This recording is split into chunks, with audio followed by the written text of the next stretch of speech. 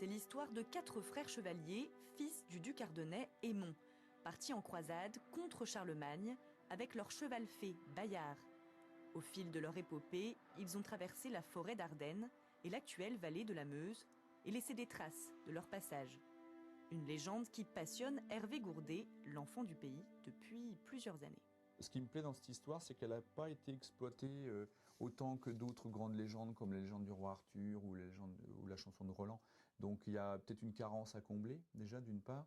Et puis ce qui me plaît, c'est que c'est épique. Voilà, il y a un peu des Trois Mousquetaires, il y a un peu de Robin des Bois, il y a un peu d'Ivanhoé. C'est une histoire qui reprend un peu tous ces grands thèmes de chevalerie. Après un conte illustré, l'auteur s'attaque à une bande dessinée, où l'histoire et le style des chevaliers seront remis au goût du jour. J'ai envie de les faire un petit peu très différents. Il y a le cérébral, le sportif, le costaud, le héros. Enfin voilà, l'idée c'est vraiment de l'actualiser, de la moderniser, de la rendre accessible à tous aussi. Le tome 1 est prévu pour 2013. Les premières planches seront exposées en avril lors du Printemps des légendes, un rendez-vous de passionnés organisé dans la vallée de la Meuse et de la Semois.